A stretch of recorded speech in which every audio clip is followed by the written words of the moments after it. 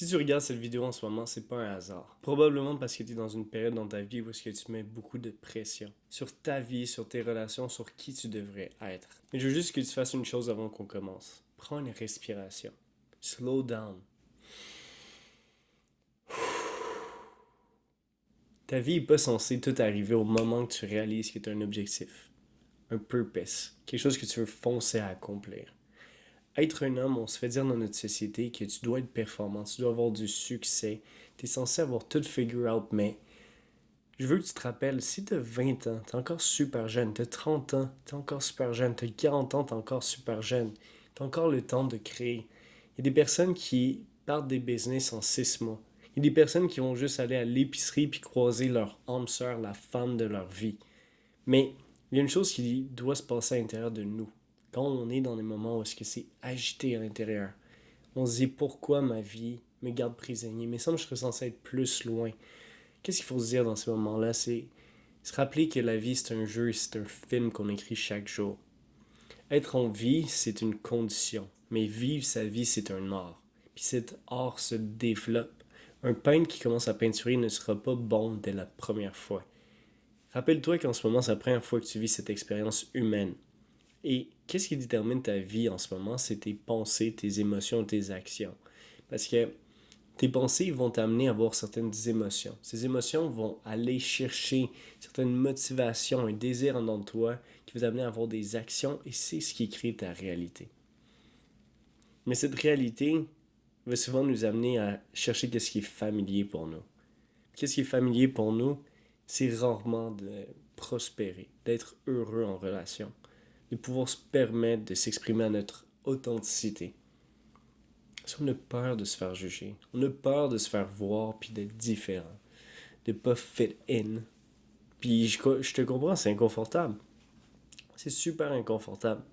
S'il y a eu des moments dans ma vie où est-ce que je voulais tout caser, tout allait être bien géré. J'avais les finances, j'avais l'appartement, j'avais la relation, j'allais au gym, j'avais ma discipline, tout allait bien. Et pourtant, même si tout allait bien, je me sentais quand même vide.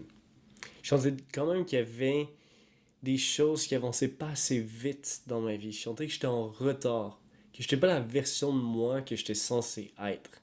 J'ai l'impression que même si je faisais 10 pas vers l'avant, j'aurais dû en faire 10 ou 15 de plus. Comme si la version idéale de Arnaud était juste en avant de moi puis j'arrivais presque jamais à l'atteindre. Puis cette pression-là que je me suis mis moi-même m'a amené à prendre les pires décisions. Parce que quand tu es en mode fight or flight, ce que tu veux faire, c'est toujours aller pour le confort. Puis ce confort-là, c'est exactement ce qui va t'amener à te saboter. Si la vie, c'est rempli de mystères. Puis plus que tu prends de risques, plus que tu peux avoir du succès. On l'entend souvent pour comment avoir du succès, tu as besoin de prendre des risques. Mais si je te parle de toi en tant qu'humain en ce moment, toi qui te développes en tant qu'homme, t'es curieux de voir où est-ce que ta vie va se mener. Et la majorité de nous, on ne le dit pas à voix haute, mais tout ce qu'on veut réellement, c'est une relation. On veut avoir un bon physique pour faire quoi? Être attirant. On veut avoir une carrière pour faire quoi? Pour être sécurisant. On veut être ouvert et intéressant pour être capable de connecter. Et tout ça pour trouver notre partenaire. La société a romantisé les relations. Mais pourtant, c'est la chose la plus difficile que tu peux faire face à. Puis il y a trois grandes relations. Il y a celle avec toi, les autres et la vie. Tu te souviens tantôt quand je parlais que la vie, c'est une condition, mais savoir vivre, c'est un art. Parce que d'en profiter, ça se fait à travers ces trois relations. La relation avec toi, c'est d'être capable de t'asseoir dans ce que tu vis puis d'être capable d'aller à travers. Parce que bien souvent, les hommes, au lieu d'avoir des pensées, émotions et actions qui sont alignées, vont avoir des pensées, des émotions qui vont nous faire agir par impulsion. Aller vers le confort. Aller vers qu'est-ce qu'on connaît. Vers qu'est-ce qu'on pense qu'on mérite. On va choisir par peur plutôt que par désir ou par accomplissement. Mais qu'est-ce que j'ai compris, c'est que chaque fois qu'on se rush à trouver une relation, à se dire je suis en train de bâtir une super belle vie, je devrais partager cette vie avec quelqu'un d'autre, ce genre de pression-là, même si elle semble positive, même ça semble comme si on était en train de se dire qu'on est des bonnes personnes, des hommes de valeur. Ce qu'on est vraiment en train de faire ici, c'est qu'on est en train d'essayer de mettre du contrôle sur ce qu'on n'est pas censé être capable de contrôler. On est en train d'essayer de prendre en charge le destin qui est à nous de découvrir. Pourquoi tu jouerais à un jeu vidéo si tu connaîtrais la fin parfaitement? T'as le goût de jouer au jeu vidéo parce que tu sais pas si tu vas gagner et tu veux te prouver que tu peux le gagner. Right? Et maintenant, je veux être clair, mon message, c'est pas attends, relax, laisse la vie venir à toi. Parce que le plus gros mindset switch que j'ai eu dans ma vie, qui m'a littéralement permis d'arranger toutes mes relations, puis je vais te parler pourquoi c'est important d'arranger tes relations si t'es un homme, mais ça a été de comprendre que la vie n'arrive pas à moi. Elle vient de moi.